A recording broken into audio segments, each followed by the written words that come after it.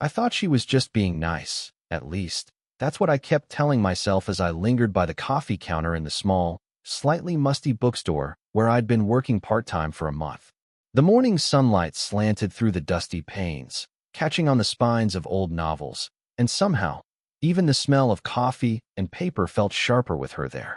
She walked in like she owned a room she'd never entered before, tall, confident in a way that made the air bend around her. Mid-40s, I guessed, though the gray at her temples didn't age her. If anything, it gave her an understated elegance.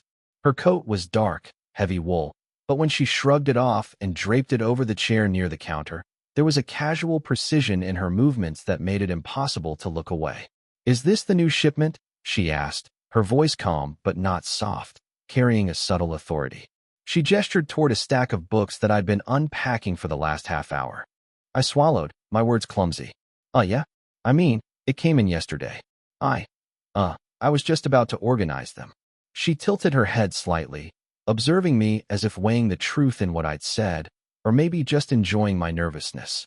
There was a pause. Awkward, electric, the kind that makes your stomach lurch and your brain forget how to breathe. Then she smiled. Just a small tilt of her lips, the kind of smile that doesn't declare anything, yet somehow says everything. My chest tightened.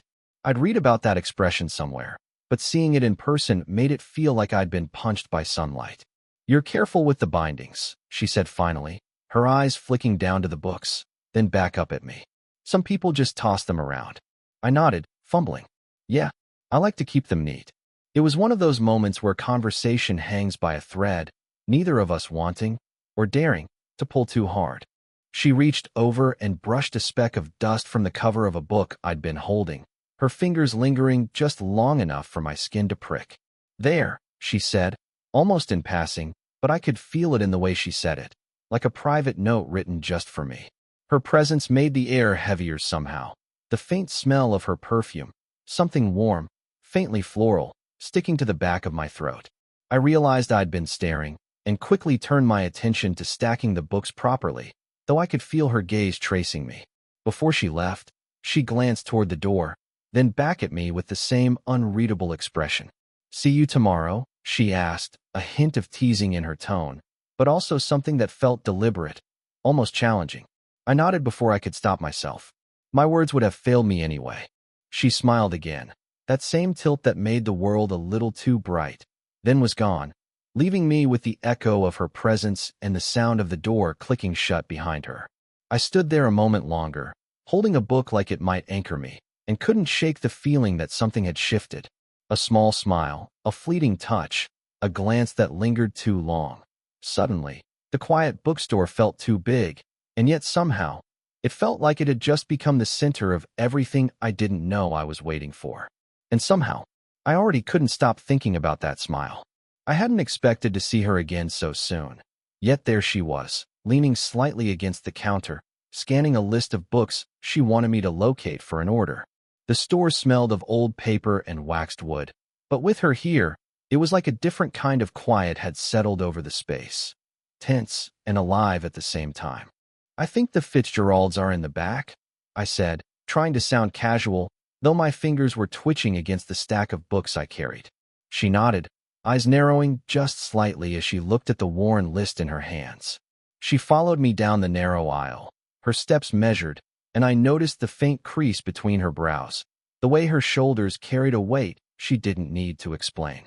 There was a tiredness in her eyes I couldn't place, like someone who had fought a dozen invisible battles before breakfast. When we reached the back shelves, she hesitated, fingers hovering over a stack of novels she wasn't sure she wanted. For a moment, she looked smaller, almost vulnerable, and my chest tightened. I wanted to say something to fill the space between us, to make it easier for her, but my voice caught somewhere in my throat. Instead, I just handed her the books she needed, watching her hands, the careful way she held them, the faint tremor as she adjusted her grip. I caught the faint scent of her perfume again, a subtle jasmine that clung to her coat, and for a moment, the world outside the aisle disappeared. "You've memorized the stock already?" she asked softly, almost as if testing me. "Not really, just a few sections," I said, hoping my tone sounded light, though I felt my own heartbeat in my ears. She smiled then, smaller than the last time, and it hit me differently. There was something fragile in it, tempered by caution, like she was letting me glimpse a side she didn't show anyone else. "You make it look easy," she said, and I thought I saw the faintest hesitation, a pause before her eyes darted away. We worked in silence after that, shuffling through stacks and flipping through pages. I noticed the way her hands moved, precise but weary, how her laugh, a soft, unexpected chime when a book fell, felt like an intrusion on the quiet. She didn't need to say much. Her presence alone was heavy with something I couldn't name. Finally, she looked up, brushing a stray lock of hair behind her ear, her gaze catching mine just long enough to make me feel seen in a way I didn't know I craved. The pause stretched between us, a gentle pull of energy neither of us dared to name, and I realized my hands were shaking slightly as I handed her the last book. "Thank you," she said, almost too quietly, but her eyes lingered, searching mine for something unspoken. I wanted to reach out, to say more, but I only nodded, caught in the gravity of the moment. She gave a faint, almost imperceptible smile, the kind that could have been polite or loaded with meaning, and walked away down the aisle. I watched her go, chest tight, aware that something had shifted, something neither of us could put into words, but I already knew I'd be replaying that small, charged pause for days. The rain started just as we were closing the bookstore, tapping insistently against the windows, a soft, uneven rhythm that made the quiet inside feel heavier.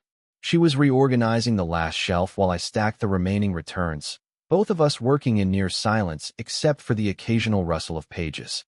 "You stay late often?" I asked, though my voice sounded too loud in the hush of the store. She didn't answer right away. Her fingers paused on the spine of a book, brushing the dust from it almost absently. Then, without looking up, she said, "Sometimes. I like it quiet."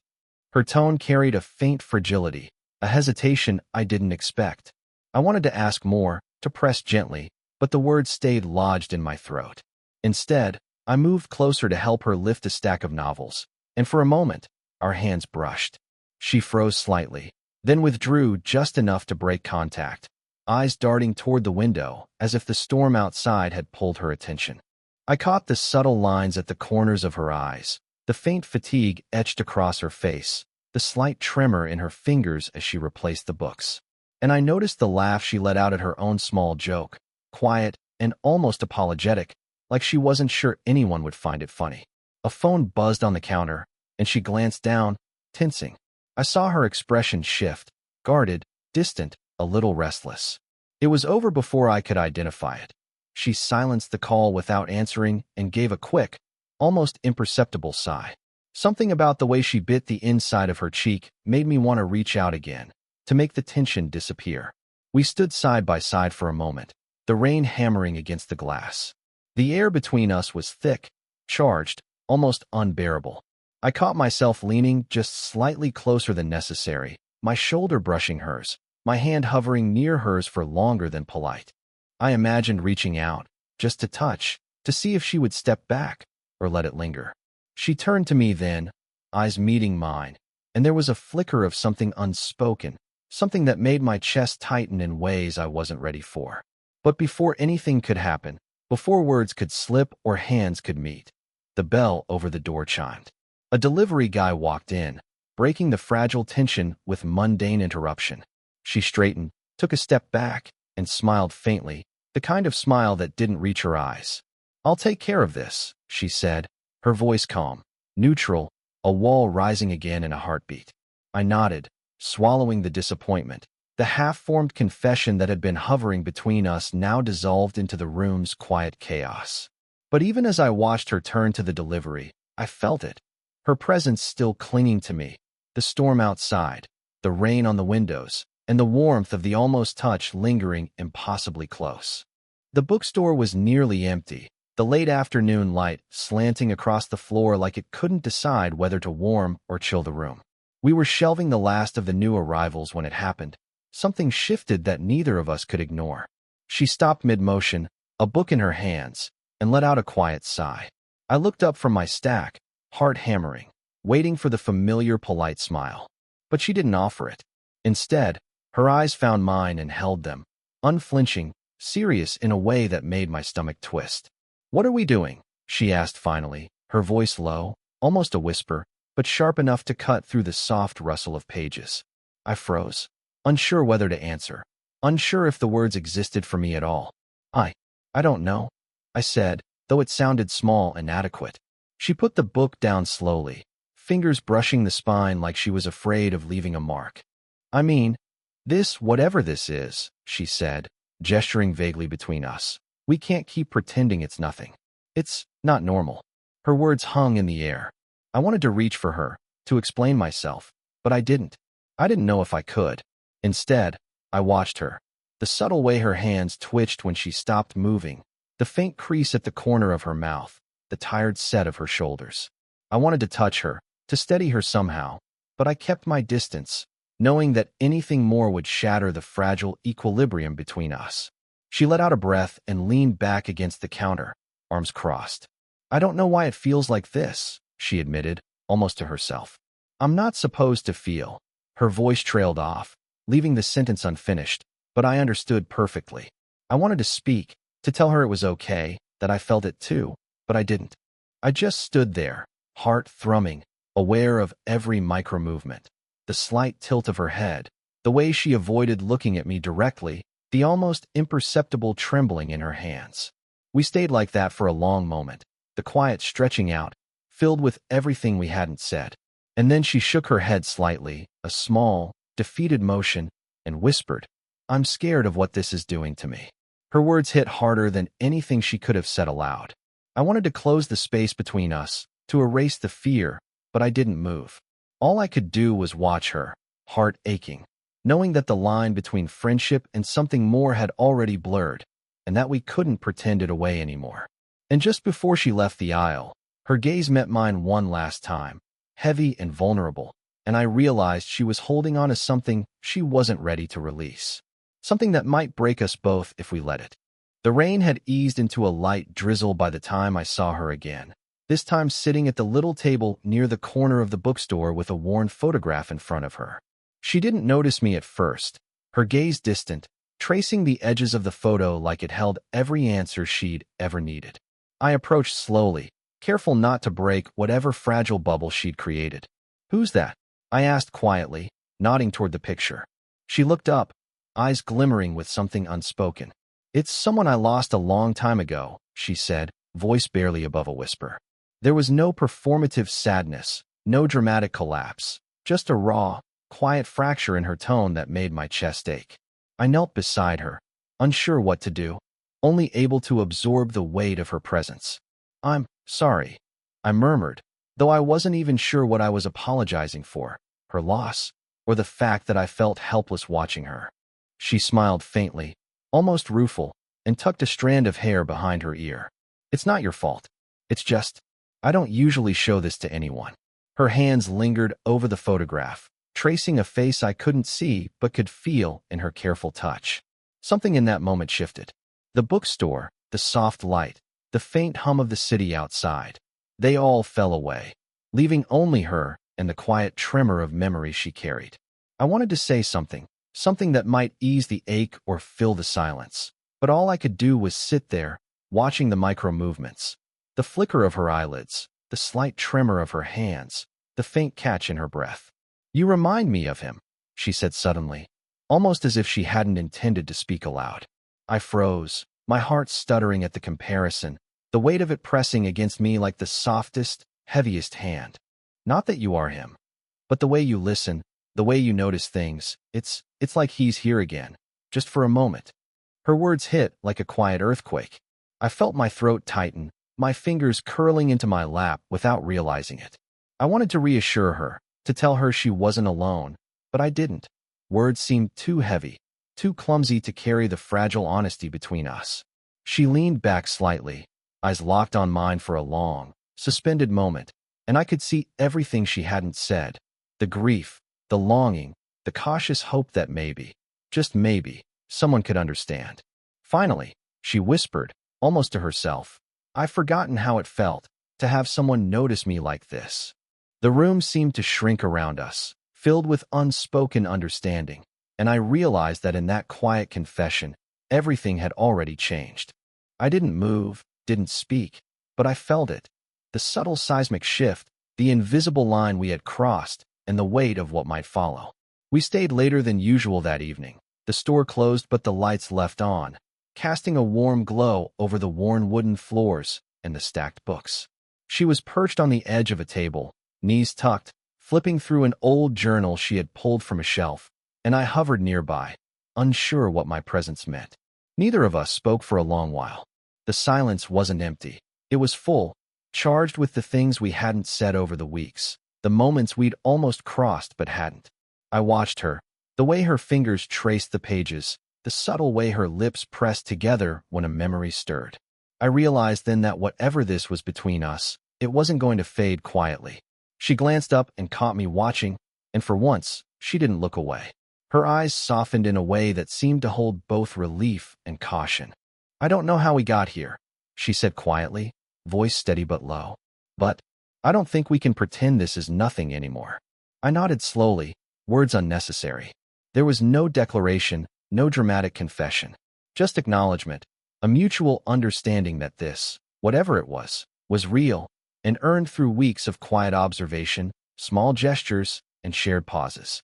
I moved a little closer, careful, and she didn't recoil. Our hands brushed as I reached for a book she had been holding, and neither of us pulled away. The brief contact was electric but gentle, grounding us both in a truth we were ready to accept without needing to name it. She leaned back, resting her forehead lightly against the edge of the table, letting out a soft breath, and I found myself sitting on the floor beside her. For a while, we didn't speak at all, the simple shared space heavier and fuller than any words could have been. The warmth of her shoulder against my arm, the subtle rise and fall of her breathing, the faint scent of jasmine that clung to her hair, it all said what we couldn't, or didn't need to, say aloud. When I finally reached over, my fingers brushed hers, just a touch, nothing more, and she held it for a beat longer than expected. In that small gesture, the weeks of tension, longing, near misses, and silent confessions collapsed into a quiet inevitability.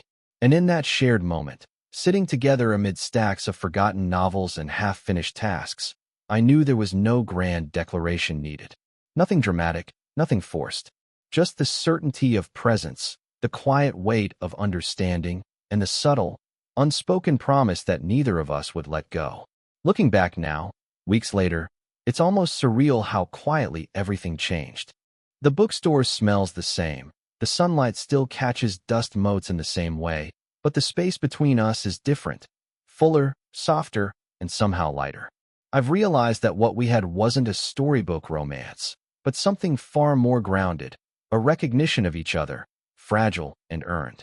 She moves with the same quiet confidence, yet there's a gentleness in her now that wasn't there before, a willingness to let someone in, even if only in small ways. For me, I notice things I never did before. The way she pauses at the edge of a sentence, the little gestures she makes unconsciously, how her laugh still surprises me, how her presence alone shifts the room. I've learned that love doesn't always arrive with fireworks. Sometimes it sneaks in through silences, shared glances, and moments that linger far longer than they should. We still don't talk about it directly. There's no dramatic confession, no grand promises, but we don't need to. Sitting together among the stacks, sharing quiet hours, brushing hands over a book or a notebook, it's enough. It's steady, warm, and real in a way that nothing else could be. And sometimes, late in the afternoon, when the store is empty and the sunlight turns golden, she looks up at me with that subtle, unreadable smile, and I feel it all over again.